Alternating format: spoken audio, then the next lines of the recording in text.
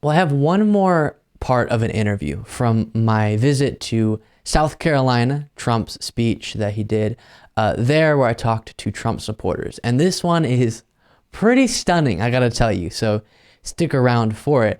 But to give you kind of the context, me and producer Ben, who's not with me today, unfortunately, traveled to South Carolina. Trump was giving a speech there, and something, if you're not familiar with my channel, I do on a somewhat regular basis, which is talk to Trump supporters at rallies and get a sense of what's going on. And this individual that we've started to refer to here as the Trump shirt guy, you'll see why. And if you've been watching all the videos, you've seen some from his interview, but this is one of the most bonkers parts. He promised to me, essentially, and said there's no way this won't happen. And what this was Trump will take back over as president before the 2024 election. So not he's going to win in 2024, or before 2025 would be actually the correct way to say that. But he won't get back in by winning the 2024 election, even though he's at an event where Trump is campaigning for that election. Okay. He'll become president. The military will bring him in as the current president. But this individual also said that he's currently president right now. It's very confusing. Before then. And he said there's no way that that won't happen. There are things that's got to come together. Okay. Before this all is going to be revealed. And I know a lot of people keep saying, well, when's this going to happen? When's this going to happen? And I know we have people who keep telling us this is going to happen this time, and it doesn't happen. Mm-hmm. But I believe it's going to happen. I believe it's going to happen soon. I think it's going to happen in 2023. It's going to get worse before it gets better. And by it, do you mean publicly Trump taking back over as president? Oh, yes. I believe the military is in control. I don't know anything that much about military law. Gotcha. But I think if you dug into it and found out what military law does, what they can do, it would be surprising to a lot of people. Okay. And if Trump never takes back over, will that cause you to start disbelieving some of the things you believe now? That ain't going to happen. He absolutely will take over, you're saying? Yeah. Okay. And not 2024 neither. Before that? Oh, yeah. So if I circled back with you in 2024, not that I could, but if hypothetically I did, what would you're just saying no chance in 2024 he won't be president? No. Okay. I'll hold you to that somehow, even though we won't keep up with each other. That's all I got. Thank you.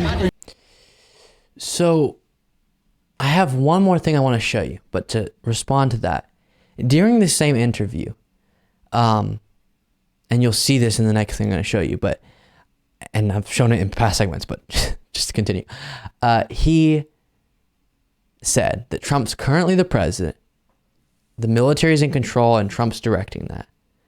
But I guess he'll actually be put in the White House before 2024. But Biden's being a bad president now, even though Trump's president. And he's at a campaign rally for Trump's election in 2024, his campaign. It hurts. So one of the things that I realized, and this brings us to the next clip I'll show you, in these interview contexts, is that there is a different approach to reality among a lot of the individuals that I talk to than the way I approach reality. And what it brings is this belief that simply believing something is enough. The justification for believing something is that you believe it. Does that make sense? And I had that realization, and then I went and watched this guy's interview and realized how many times he said, I believe, I believe, I believe. And that, to me, is a great example of even subconsciously he realizes it's just a belief. It's not a belief because of blank, because of empirical facts, because of evidence. It's a belief just because he made a decision to believe it.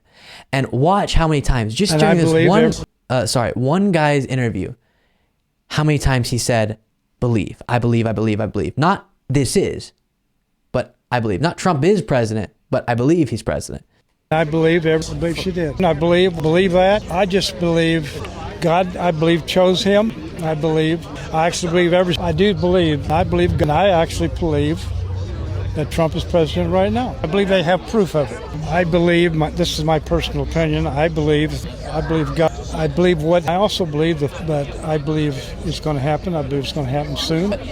I'll hear that he's president right now, but the stealing of the election was bad. But how could it have been stolen if he's still president now? And he's running for president. But why would he run for a third term if he's still president? I can't answer that. Okay. I don't know how all that works out. Together. Okay. I just believe, and I believe the military's in control. I mean, it is so wild, and I do think that indicates a level of awareness somewhere in his subconscious that it's just a belief and it's not necessarily backed up. We know in this case it's not, but this general way of approaching reality, not necessarily attached to facts that could be provided. And I think we need to get out of this way of thinking for some that just simply making a decision to have an opinion makes that opinion somehow closer to reality because you have decided it to be. And I know that sounds almost really incoherent, but it is an incoherent way of approaching reality. So then me explaining it isn't going to come off particularly sound, but truly hard to get my brain around how everything in how you approach politics and just the world is rooted not in an ongoing exploration for evidence, facts, based on your understanding of critical thinking. That's how you analyze those facts and those batches of evidence to get your mind and your understanding of the world most calibrated and aligned with what is, not what you want it to be, not with what you've been told that it is, but what actually exists. But instead, it's I'm going to shape my reality in the way that I choose through a decision to believe things. And once I've made that decision is the justification for why this is the truth. Crazy. Absolutely wild. So there it is. Holy smokes, ladies and gentlemen. Let me know what you think. Luke P. Beasley on Twitter.